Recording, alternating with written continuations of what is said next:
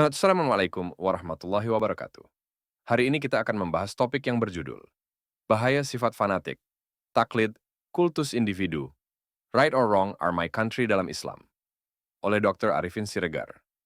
Fanatik taklid, kultus individu, right or wrong are my country. Kebodohan dan pasrah adalah penyebab atau sumber dari kebekuan pendapat, serta ketidakmauan untuk meralat atau memperbaiki pendapat maupun amalannya. Meskipun ada pendapat atau amalan yang benar, atau lebih benar, yang sesuai dengan ajaran Al-Quran dan Sunnah Nabi SAW yang sesungguhnya. Begitu buruknya sifat fanatik ini, sehingga Imam Syafi'i mengibaratkannya seperti orang yang mencari kayu di hutan pada malam hari, di mana tidak hanya kayu yang diambil dan dijunjung, tetapi juga ular diambil, diikat, dan dijunjung. Fanatik atau ketaatan hanya boleh diberikan kepada Allah dan Rasul-Nya. Sesuai dengan Quran Surah An-Nisa ayat 59, Allah Subhanahu wa Ta'ala menyatakan, "Wahai orang-orang yang beriman, taatilah Allah dan taatilah Rasul, Nabi Muhammad, serta pemimpin di antara kamu. Jika kamu berbeda pendapat tentang sesuatu, kembalikanlah kepada Allah, Al-Quran, dan Rasul, Sunnahnya. Jika kamu beriman kepada Allah dan hari akhir, yang demikian itu lebih baik bagimu, dan lebih bagus akibatnya, di dunia dan di akhirat." Komentar. Fanatik atau ketaatan hanya boleh diberikan kepada Allah dan Rasul-Nya. Kepada pemimpin tidak boleh taat, hanya boleh patuh, di mana untuk menghindari konsekuensi dari pernyataan Allah SWT sesuai dengan Quran Surah Al-Ahzab ayat 66, 67, dan 68 yang menyatakan, pada hari ketika wajah mereka dibolak-balikkan dalam neraka. Mereka berkata, "Aduhai, kiranya dahulu kami taat kepada Allah dan taat pula kepada Rasul." Mereka berkata, "Wahai Tuhan kami, sesungguhnya dulu kami telah menaati para pemimpin dan para pembesar kami, lalu mereka menyesatkan kami dari jalan yang benar. Wahai Tuhan kami, timpakanlah kepada mereka azab 2 kali lipat, dan laknatlah mereka dengan laknat yang besar." Dan akibat sifat fanatik inilah salah satu penyebab terjadinya perbedaan pendapat atau perpecahan di kalangan umat Islam, yang justru membuat umat terpecah-pecah dan tidak mau kembali kepada kebenaran yang sesungguhnya, sesuai kehendak atau pendapat Al-Quran dan Sunnah atau hadis Nabi SAW. Pertanyaan, apakah hal di atas dapat diperbaiki demi menghilangkan perpecahan?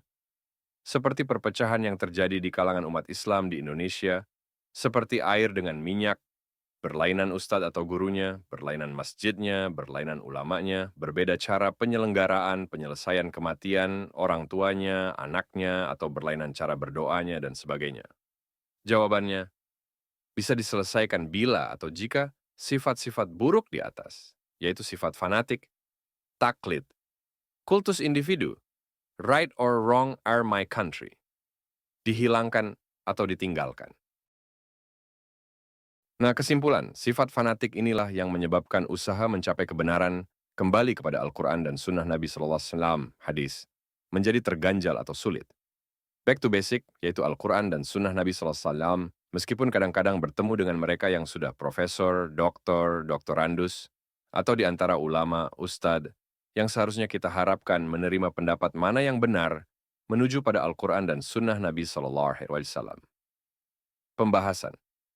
Tentunya kita wajib dan harus dengan segala daya usaha, tidak mengenal kejemuan, kejenuhan, atau putus asa dalam upaya penyelesaiannya. Meskipun kita bertemu dengan hal-hal yang mengganjal atau menolaknya, seperti di antara ustadz, ulama, atau umat Islam yang berpendapat, mengkaji, dan membahas masalah bid'ah. Misalnya, sebagai penyebab utama perpecahan atau kebodohan dan kefanatikan, mereka mengatakan bahwa bila dibahas, masalah ini akan menimbulkan perpecahan di kalangan umat. Pendapat demikian adalah suatu kebohongan, karena sebelum dibahas atau dikaji pun, masalah bid'ah ini misalnya, sudah menimbulkan perpecahan di kalangan umat Islam. Jadi, justru pembahasan untuk mencari kebenaran menghilangkan beda-beda pendapat yang tidak sesuai dengan Al-Quran dan Sunnah, atau petunjuk serta ajaran Nabi SAW. Namun, sesungguhnya penolakan mereka untuk mengkaji masalah bid'ah itu adalah karena sifat fanatik terhadap pendapat yang lama agar tidak boleh diubah atau ditinggalkan. padahal di dalamnya terjebak hal-hal bid'ah, dan sandaran hukumnya adalah hadis lemah atau palsu, atau ijtihad ulama yang bertentangan dengan hadis Nabi Sallallahu Alaihi Wasallam, sunnah. Itulah yang wajib kita tegakkan dengan menghilangkan penyebabnya, yaitu sifat-sifat fanatik, kultus, kebodohan, dan ketidakmauan untuk menghilangkan amalan bid'ah yang menyebabkan terjadinya perpecahan umat. Bagaimana cara mencari kebenaran? Kita pedomani rujukan yang diberikan oleh Imam Ahmad atau Hambali yang berbunyi pada hadis riwayat Ahmad, di mana beliau menyatakan, meneruskan atau tidak menghentikan pembahasan suatu pengajian atau pengkajian adalah lebih utama daripada menegakkan atau mengejar sholat pada waktunya, tetapi pelaksanaan sholatnya belum sempurna hukumnya. Penyebab kedua adalah pola pikir di mana kebenaran itu adalah apa yang sudah disampaikan ulama atau mazhab. Meninggalkan hal yang bertitik tolak dari kebenaran adalah apa yang diajarkan oleh petunjuk, ajaran, atau sunnah Nabi Shallallahu Alaihi Wasallam. Kemudian Imam Ahmad juga mengatakan bahwa fanatik terhadap pendapat ulamanya atau mazhabnya lah yang benar dibandingkan dengan petunjuk Nabi Shallallahu Alaihi Wasallam, karena keyakinan demikian setiap hukumnya adalah haram. Kemudian Imam Syafi'i juga menyatakan, apabila telah sah suatu hadis, maka itulah mazhabku. Rujukan lain dari Imam Syafi'i adalah bahwa ia tidak fanatik terhadap pendapatnya yang lama.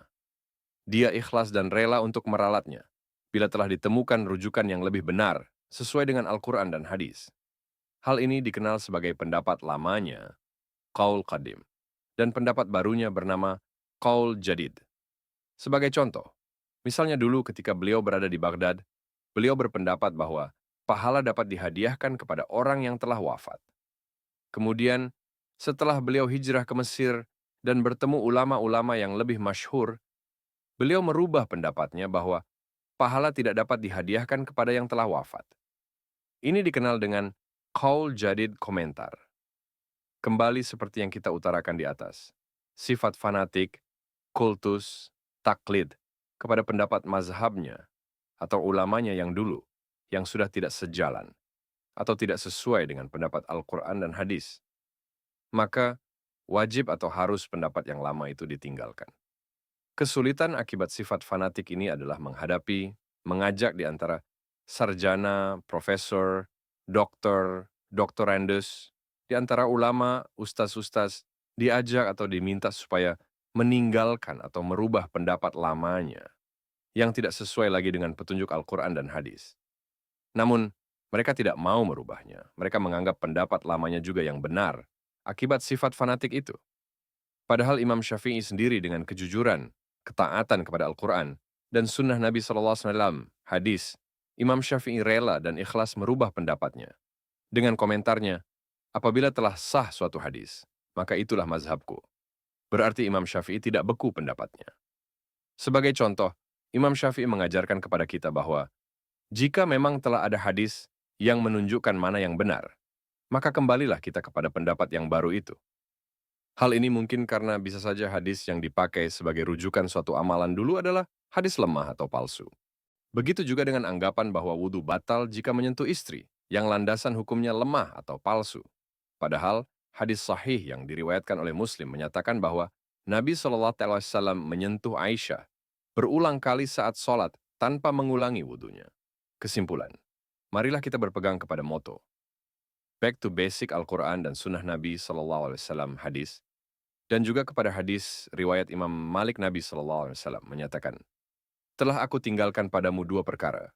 Kamu tidak akan pernah tersesat selama berpegang teguh pada keduanya, yaitu Kitabullah, Al-Quran, dan Sunnah Rasulullah. Demikianlah pembahasan kita pada topik kali ini. Lebih dan kurangnya saya mohon maaf. Amin ya Rabbal Alamin. Mohon sejawat menyebar luaskan dakwah-dakwah ini. Semoga kita mendapat pahala karena telah menyebarkan dakwah ini. Saya akhiri dengan mengucapkan wassalamualaikum warahmatullahi wabarakatuh. Sampai bertemu di video saya selanjutnya. Terima kasih.